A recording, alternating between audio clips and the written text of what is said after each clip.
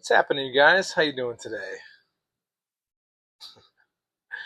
Oh man, I don't know if you watched any of the other videos, but I kind of talked about how I got out to Arizona and things like that.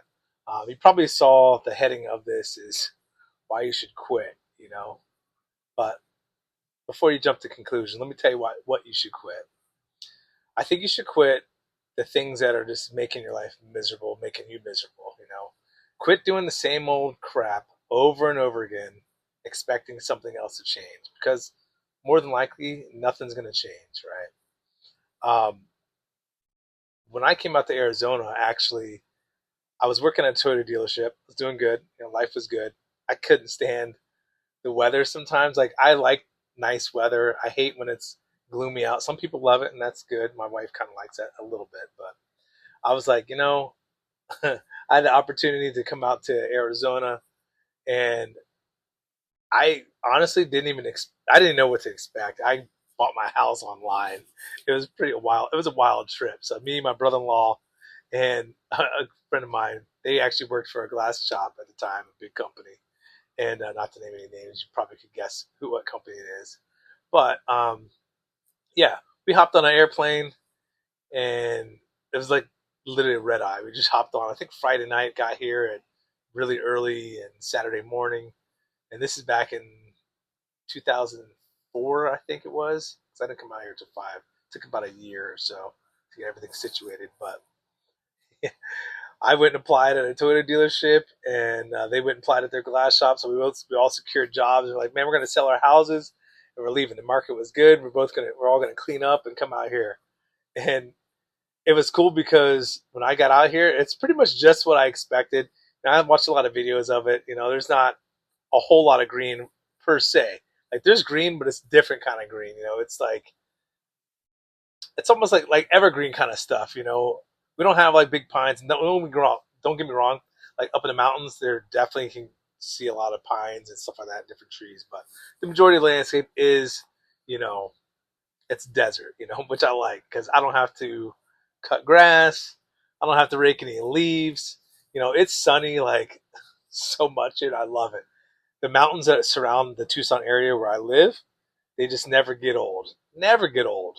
One of the fun things that brought me out here too, it's like I remember back in the day, we were watching all these sand dunes and the quads and dirt bikes and dune buggies flying up and down the dunes and kicking up big rooster tails. I was like, this is so cool. I can't wait to go do that. So that was like one of the driving factors too, because I thought it was like just being a young kid. I called myself a kid, but I was like a young adult wanting to go play in a big sandbox. So, anyways, came out here, secured our jobs, and the reason why I did that is I just wanted to quit living the way I was living. I was just done with it. I had a good job, I was making good money, but I just wanted more. I wanted more. I wanted to find out what else is out there. You can't be scared to just move to a new area. Don't just jump into it without planning first. Make sure you have a job and see what the market looks like. And if you're self-employed or anything like that, look at your competition. Find out what's it going to take for your business to thrive. Um, but you definitely should quit things that are just making you unhappy. Now, what I mean by don't take this the wrong way. If you're sometimes you kind of have to deal with certain stuff, but especially in the beginning. Like, yeah, if something's bothering you in the beginning and you're not really liking it and you want to quit, if you haven't given it enough time, you shouldn't be quitting. All right, don't quit. And when I say you should quit, you should quit doing the same old crap over and over again. Have a plan, figure out something else to do. If you're not happy, change it. If you're not willing to change it, then it's just you just need to suck it up and deal with it. Um, I opted in for change. I came out here, I was working for Toyota, and I was expecting to actually make good money like it was before.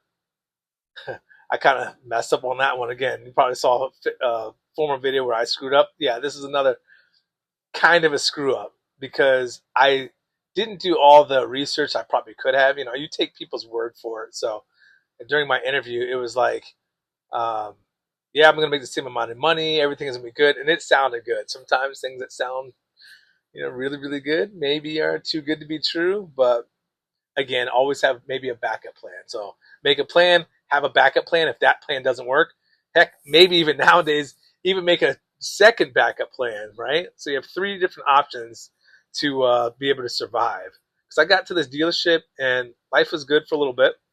And then I started getting these paychecks doing the same stuff I've been doing forever. I'm like, man, why am I making like half the money? Like, this doesn't even make sense. I was getting paid more dollar per, flat rate hour basically. So before I was at $18 an hour, right? But I was turning an average of 120, $140, hours a week, making pretty good money at a young age. I come out here, I was making like 22 an hour. So I was like, all right, cool. That's $4 more per hour. I'm gonna clean up. Yeah, but the problem is I was making like half the hours per job. So a time at water pump that you would normally get paid like, I don't know, we'll just say 5 hours for it. Yeah, you're getting like 2.5, maybe three. It just didn't add up. So, needless to say, I had to come up with another plan to survive, and that's actually when I got into Autoglass. See, my brother-in-law and my other friend, we all came out here together. It was cool because we had our houses built like right across the street from each other, so it was like a nice little, you know, knit group. We were neighbors, like walking distance. A couple houses. One was across the street, the other was 2 houses down. So it was pretty cool to move out here and have that kind of support with you. But anyways, I got into Autoglass. I had to do like a fast track on, you know, training. But me being mechanically inclined, I picked it up pretty quick. Before you knew it, I was just one of the top guys doing it.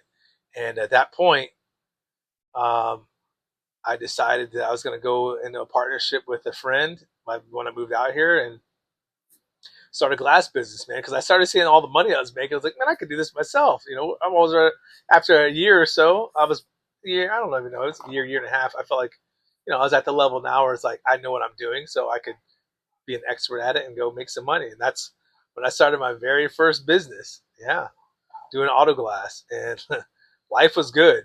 I made a lot of mistakes on that one, and in fact, I'm going to talk to you about some of the mistakes that you do make when you start your own business in our next episode. So, but yeah, so with this heading, sometimes you just got to quit.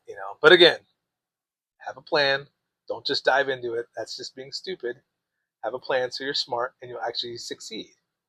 All right. Well, until next time, I'll see you later. Thanks for stopping by.